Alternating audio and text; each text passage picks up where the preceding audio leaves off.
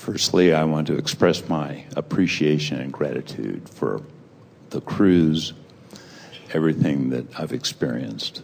You are a good creator. Thank you. I've met a fairly often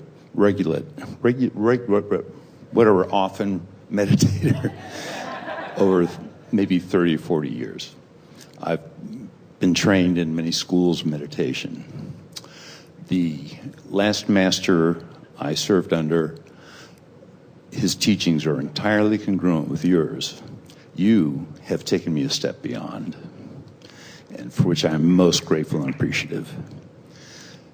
The things that the former master taught, and I will be very brief, he taught that you need to balance, it's basically on the chakra system, you balance the three physical chakras, which is the physical, the visceral, and the emotional. And then come the three subtle dimensions corresponding to the throat, the third eye, and the crown. And he said to balance the first three, the first trinity of the physical, allows you to expand into the subtle, the non-physical. And that was pretty much the extent of his teachings. However, he did talk about multiple universes, so on and so on. He also demonstrated to us on several occasions that he could be multiple places at the same time. He had great powers, as you do. However, what I'm most grateful for is you have simplified this in such a way it's more accessible to people, and I'm so thankful for that. Now, my question. Why do non-physical beings choose to come to Earth as opposed to some other Earth around the universe? Because there are millions of them.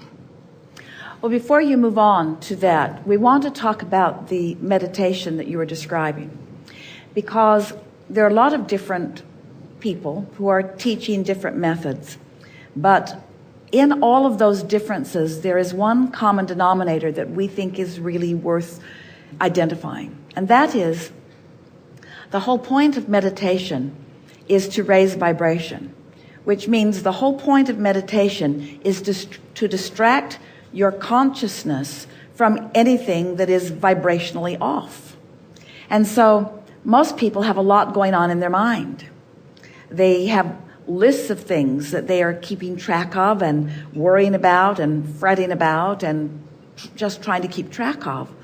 And often those things that are active in their mind are the reason for a vibrational discord that is preventing them from allowing, as we were just describing, that connection and the results that they're looking for. But even more, it is disallowing their awareness, their perception of the good things that are right before them. But because they're on a different vibrational wavelength, they cannot see them. So meditation is a good process to help you quiet your mind. So meditation helps you stop resistance. And when you stop resistance, your vibration raises. And when your vibration raises, you then have the ability to see more of what's in your vortex and be more of who you are. So as you understand that that is the general intention of meditation, then different methodologies make sense, because this master that you were speaking of is getting you to focus upon things that you have no way of knowing about. You cannot see those chakras with your eyes. Someone could tell you, you have a purple jelly bean here and an orange jelly bean here and a red jelly bean here. Focus on the jelly beans and it would serve the same purpose if you believed that there were jelly beans there. So it's better to find something that you don't have any way of associating anything with. In other words, it's a rare master who can say, focus upon your troubled marriage, focus upon your problematic financial conditions, and let's see if we can achieve enlightenment. It just doesn't work that way, you see. So anything that you can use to distract yourself, anything that you can use to focus upon, will cause a releasing of resistance. And when you do, there's a raising of vibration that simply puts you in another state of attraction, which means another state of seeing, another state of feeling, another state of hearing, another state of knowing, you see.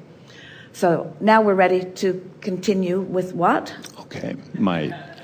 It's a non-physical question, really, but people from the non-physical they choose to come here and die before birth, in birth. No, wait. What are you talking about? What are you talking about? I'm just saying the non-physical, you make a choice to come here to Earth, to have a life experience, to experience contrasts, and hopefully, We come become to create. Non-physical Right. energies come to this environment for the delicious experience of creating, Okay. of joyful I creation. understand.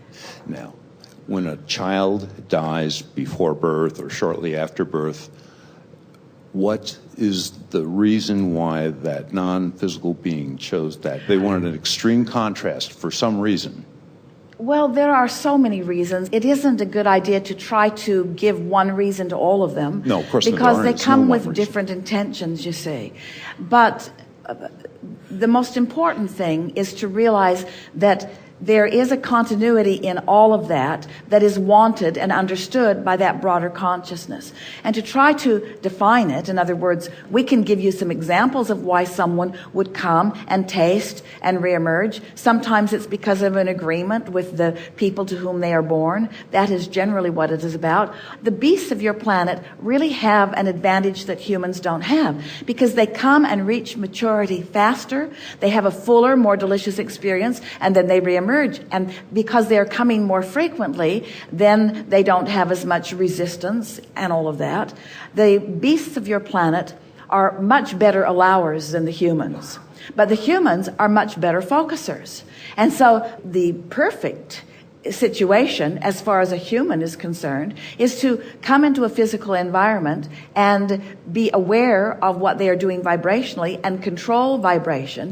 In other words, that's the optimum experience. But there is no right or wrong in it, you see. All of those judgments about the rightness or the wrongness. A woman sat in the hot seat a few weeks ago and made a very strong proclamation. She said, everyone in the Abraham community is thinking about it. Jerry died the wrong way. Nearly jolted Esther right out of trance. It was a very jolting conversation. And we say, that never, ever, ever, ever, ever, ever happens. In other words, you cannot get it wrong and you never get it done. You are having the experiences that you're having to satisfy intentions that you're holding, you see. And that broader non-physical perspective is always a strong part of it. Absolutely. But there is something that we've been saying to you for a while, and it's really worth chewing on here. It's part of the necessary conversation. And that is, we say to you that you are the creator of your experience.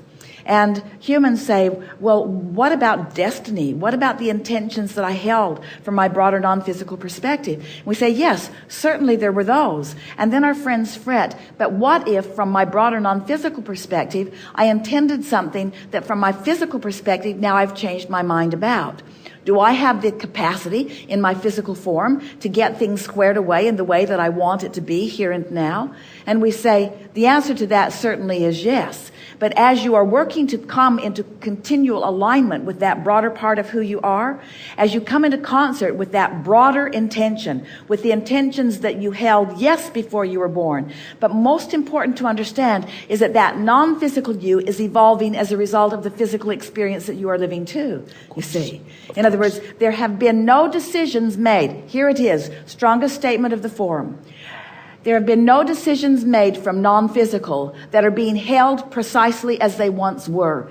Everything is open for amendment, and everything is constantly being amended by the likes of you who are here having this physical experience. And that is not only what physical evolution is about, that is not only what the evolution of all species is about, but it's what evolution of consciousness is about too, you see. Wonderful.